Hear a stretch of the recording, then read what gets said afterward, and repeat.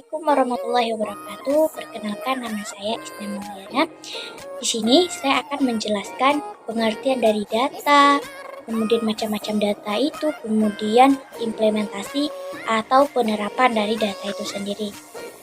Baik, pengertian dari data. Data adalah suatu informasi yang diperoleh berupa angka atau catatan-catatan khusus yang menggambarkan kejadian, kemudian membutuhkan analisis untuk memperoleh atau membuktikan suatu fakta. Contohnya di sini ialah jika seorang guru itu ingin mengetahui tingkat pengetahuan di dalam kelas yang berspektif gender, tentunya membutuhkan data dengan melakukan ujian dengan atau kuis dan diberikan waktu untuk menjawab soal-soal dari ujian tersebut. Kemudian setelah dikumpulkan dan dianalisis, guru bisa memberikan skor atau memberikan rata-rata nilai.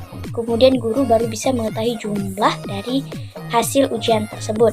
Data menjadi 3 bagian. Pertama, ada berdasarkan sifatnya, di mana adanya kuantitatif dan kualitatif. Kemudian berdasarkan pengukuran, yaitu nominal, ordinal, interval, dan rasio. Kemudian ada berdasarkan sumber, di mana adanya primers dan sekunder. Kemudian data yang berdasarkan sifat, di mana adanya kuantitatif dan kualitatif. Jadi, kualitatif ini adalah data yang bersifat deskriptif, tidak terstruktur, dan biasanya berupa kata-kata. Contohnya dari data kualitatif ini adalah seperti data hasil wawancara, catatan riset, data observasi yang dibedakan kategori data, komentar customer terhadap suatu produk, dan data lainnya yang disajikan dalam tulisan.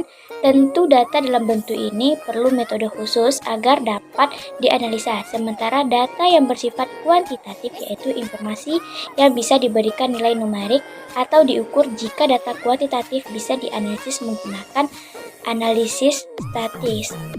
Contohnya, data kuantitatif adalah data tinggi dan berat badan balita dalam suatu puskesmas, data pemasukan dan pengeluaran keuangan dalam suatu perusahaan, dan lain sebagainya.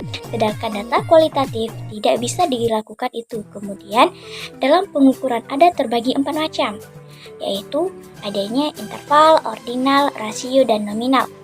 Jadi, data yang berdasarkan interval adalah pengukuran dengan skala numerik, di mana nilai-nilai yang berdekatan memiliki jarak yang sama dan diukur sepanjang skala. Contohnya di sini, jarak antara 40 cm dengan 50 cm sama seperti jarak antara 60 cm dengan 70 cm. Pasti dalam data ini berbentuk angka dan merupakan salah satu skala pengukuran kuantitatif. Kemudian data skala ordinal, di mana skala pengukuran yang menunjukkan jarak interval antara tingkatan. Tidak harus sama skala ordinal, setingkat lebih tinggi dibandingkan skala nominal. Jadi data berkategorisasian disusun berdasarkan urutan terendah ke tingkat yang lebih tinggi. Contoh dari data ordinal ini adalah seperti skala kepuasan pelanggan, mulai dari tidak puas, bisa saja puas, dan sangat puas. Kemudian data rasio adalah skala pengukuran kuantitatif yang memudahkan kita untuk mencari perbedaan antara variabel dan memberi pengukuran data. Skala pengukuran ini akan memungkinkan untuk melakukan semua jenis perhitungan dan menarik kesimpulan. Pasti perbedaannya dengan interval adalah rasio tidak memiliki nilai negatif.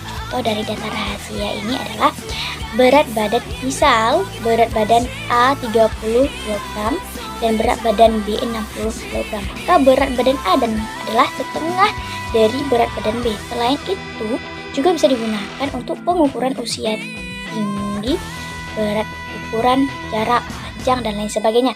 Data nominal. Baik, data nominal ini merupakan data pada suatu objek yang di mana penomorannya itu tidak melambangkan kedudukan atau tingkatan tertentu seperti pada data ordinal. Artinya, nomor yang diberikan hanya sebagai label atau kode saja. Contoh dari data ini adalah jenis kelamin, agama, dan lain sebagainya. Perbedaan kategori dalam data ini hanya berfungsi untuk membedakan antara objek yang satu dengan objek yang lainnya. Kemudian baru data berdasarkan sumber terbagi kepada primer dan sekunder. Jadi data primer adalah sebuah data yang langsung didapatkan dari sumber dan diberi kepada pengumpul data atau peneliti. Sederhananya, sumber data primer dapat hasil wawancara langsung, survei secara observasi ataupun pengalaman langsung. Kemudian data sekunder, jadi data ini berbeda sedikit dari data primer, di mana data sekunder ini adalah data yang diambil dari sumber lain oleh peneliti biasanya. Contoh dari data ini berupa diagram, grafik, atau tabel sebuah informasi penting seperti sensus penduduk. Data ini bisa didapat dari artikel, berita daring atau online, media cetak, situs web jurnal akademis, bukti dari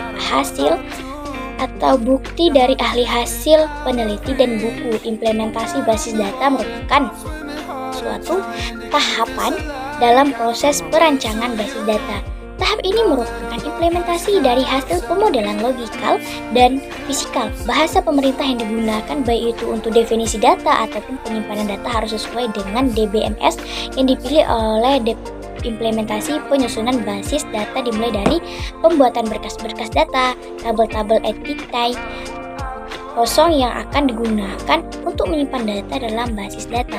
Kemudian dilanjutkan dengan pemasukan data untuk tiap instan entity-nya. Salah satu contoh penerapan data dalam statistik adalah untuk membantu peneliti dalam menguji hipotesis, memverifikasi temuan, hingga menemukan kesimpulan yang dapat diandalkan. Sekian dari saya. Assalamualaikum warahmatullahi wabarakatuh.